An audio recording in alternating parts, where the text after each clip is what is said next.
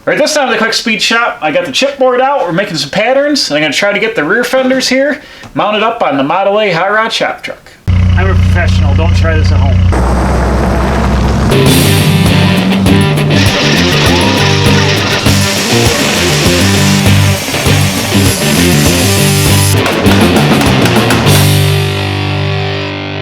Okay, to raise the fenders up, we got to make a template that's going to add a filler piece around here and raise this up. So I've got a piece of chipboard here, and I think what I can do is lay this flat on the ground and set the fender on it. We'll trace the fender out, trace out the bolt holes, and then measure down 3 inches. I want to raise the fenders 3 inches, and then make another line and cut out a piece. Come on, marker, don't fail me now. Uh-oh. Uh-oh.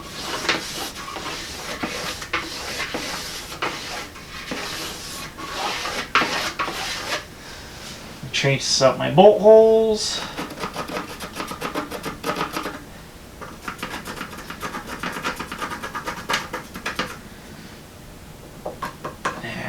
That one's kind of mangled.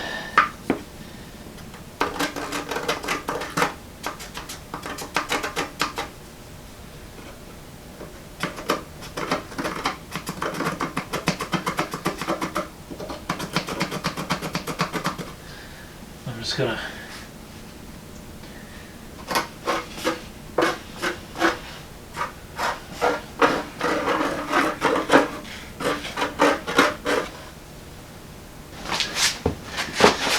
so I'll transfer these bolt holes down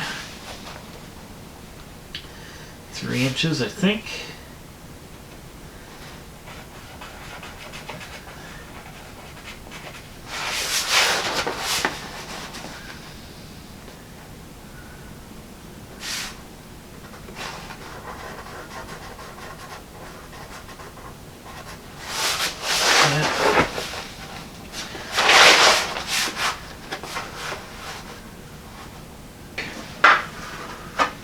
Draw it again, that's what we got to do. So line this up on the new bolt holes. Something like that. Draw in here.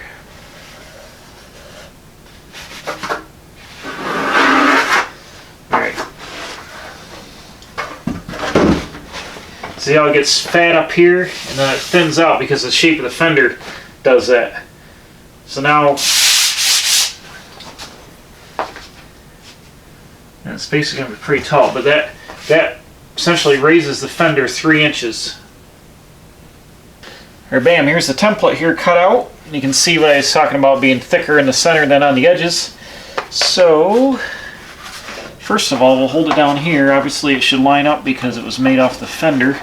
Now it is going to stick up above the edge a little bit because the fender actually curves down back to this line. It's got like a shape like this and it goes down, so since I drew it on the flat edge, it's going to stick up a little bit to begin with. So about like that, where the stock fender would be. So I want to go up here, and I can see, oops, I can see the spacer will bolt on where the stock fender lip is, obviously. And then the fender will bolt on here and it curves down around. And that'll give me all the weight's off the tire right now, so it'll come up in a little bit. So right now this is about 4 inches, so it'll end up probably about 2.5, 3 when the tire's up in the fender.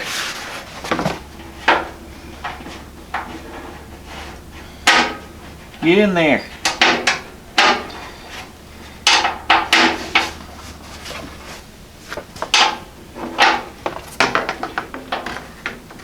Aha, look at this. There we go.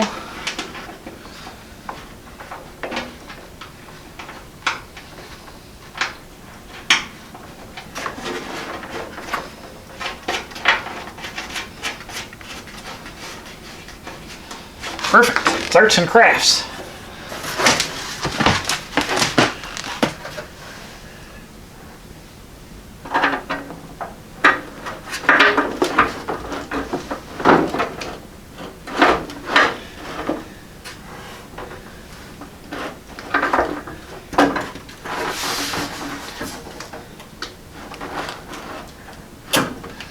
Bam!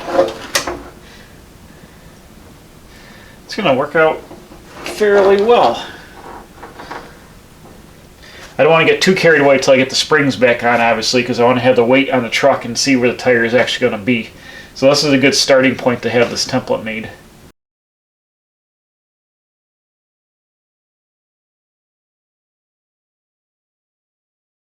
Okay, so the fender actually does bolt on now, and I've got probably, I wish I could figure out how much clearance I got under here, because this will determine if we need the spacer or not. It's very hard to tell here. Okay, after doing some looking and figuring, I figured out that I want to raise these 1.5 inches, and that'll get the lip here kind of up about this gap. Where is it here? Right now the fender is right about here, so if I go up about 1.5 inches, so yeah, so it'll have about this much gap on top of the tire up here, which I think will look good, because these fender openings are so large, it looks too squatted here, like the tire's up in there too far, and it'll bottom out on the fender before it bottoms out on the frame, so it would rub the fender if it ever bottomed out. So I want to raise these, like I said, 1.5 inches. Got our template here, which was set up for 3 inches originally. So now I'm just going to take my scale and measure down 1.5 inches and do my bolt hole here, then line this back up with a fender, trace it out, trim this down, and then we'll have this. Let's see, this thing will be about 2.5 inches wide, the spacer piece, and the top of the fender will come up right just below this this detail line here. The fender will sit right about here, so it'll still look, it won't look too high, but it'll give me some more clearance on the tires. So I think that's what I want to do. Okay, I used the template to lay out here on my piece. I thought I had some 16 gauge big enough to do this, but this is 18 gauge. But I think because the bolts are so close together, plus the fenders are going to bolt to the side of the box and the running boards, I think it'll be alright. I don't think it'll be flex. And if this thing was like 6 or 8 inches tall, it might be an issue, but I think it'll be alright. So I've laid these out trying to minimize my cut action. I think I'm going to wing them out roughly with the air shears here, and then take them to the Beverly shear and trim them tight the rest of the way up to the line, because I think it would be easier to do that. So let's see here. I'll plug this guy in. Get in there. What's going on here? Get in there. Let's see if we can cut these out of here.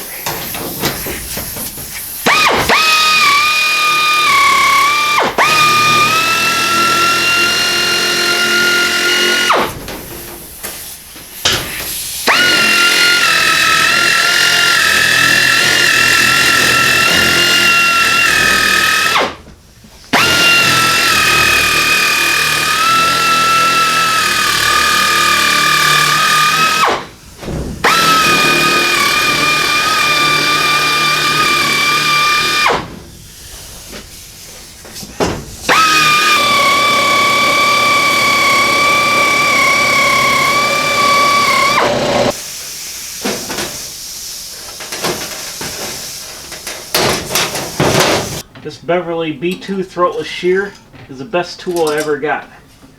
This thing is amazing.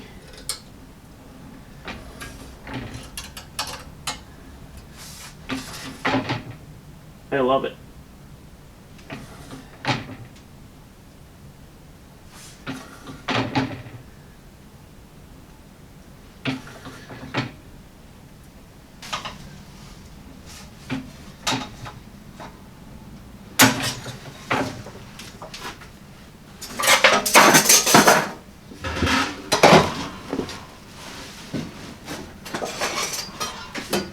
Look at that.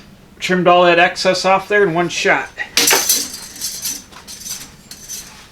Now we got a nice edge on there. Bam. Now the inside is a little trickier, so it cuts you out the other way, but we'll get it.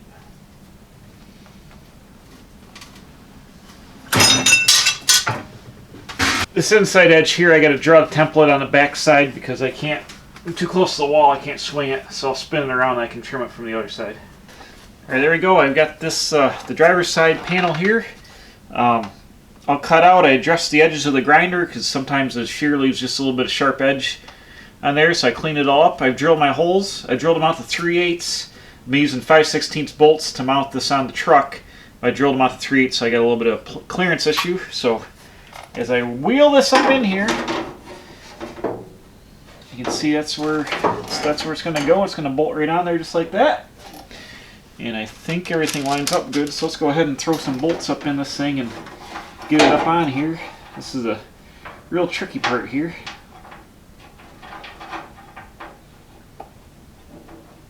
Aha.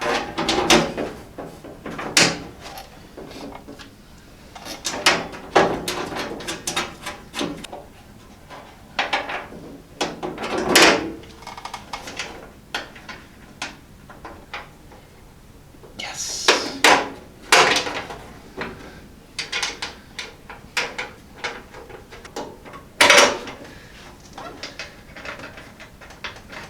Look at that.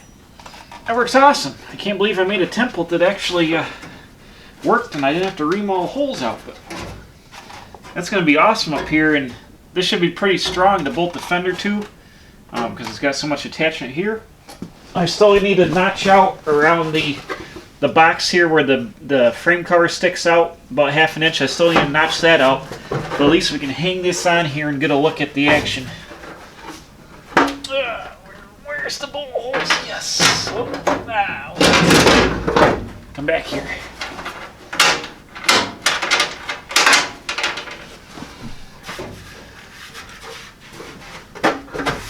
Oop.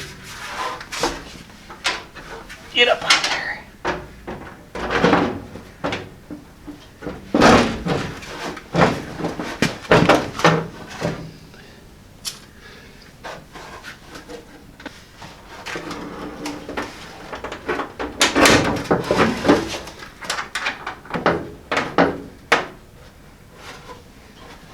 Look at that.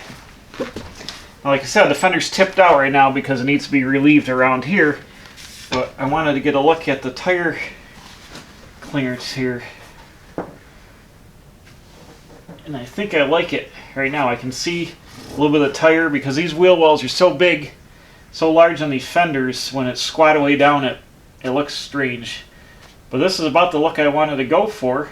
Now I measured it. 3.5 inches of clearance from the tire to the fender. So that gets me a 1/2 inch more clearance than the frame to the box, or the box to the rear end. So it won't ever bottom out the tires to the fenders. That'll be good. But I also see the way this edge of this fender is, I'm going to have to trim this adapter back. You have to take about 3/8 of an inch off it so it's hidden down behind the top of the fender. That's alright. These holes are also slotted in the fender. So the fender can go up and down. I've got it slid up part way right now. Looking at it from the back here, you can see the gap when I'm talking about, but there'll be a notch cut right into here. But you get the idea. The tires fit inside the fenders real good. Like up here, the tires don't look like they're hanging out or anything real goofy. They're kind of centered up back in here from the back side, so it looks good, and the fenders aren't like right up here tight. This is a pretty sneaky way to raise these fenders up, because once I trim this back and paint it, you're not going to be able to tell that the fender's even been raised. It's going to look like it's factory right on there, unless you know that this inner piece is supposed to be right tight with the fender. You're not even going to notice it. And the back of the tail height, I like that. It looks good with the back of the truck, so I don't need to bob these at all. It'll tie in good to the running boards. So it's just little tricks like this. I mean, the frame is 8 inches higher in the back with the 4-inch channel on the frame, and then the frame is kicked 4 inches. So there's an 8-inch difference. The box is raised up a little bit, but the floor is also channeled in the box. So it's a lot of math to make all this stuff work out and make the lines flow and look right. But I think we nailed it, and I think it's going to be awesome. Alright, so after trimming down, it fits good here on the fender. When I paint it black, you won't even see the spacer. I also notched the fender here to go around the frame cover, and I'll just have to take and weld a L bracket behind that to box that back in. But the fender fits mint. I've got probably, like I said, I think I said before, but anyways, got about 4 inches between the tire 3.5, 4 inches between the tire and the fender. So that's more than enough travel. And it's all ready to mount up. But once I make the brace here, when I put the fenders on, I'm going to have to make a brace to go from the brace bolt across and tie in to keep it from doing that. But tie up, mounting up here to the running board, and back with the brace, this fender will be locked right in. So it looks great, it fits awesome.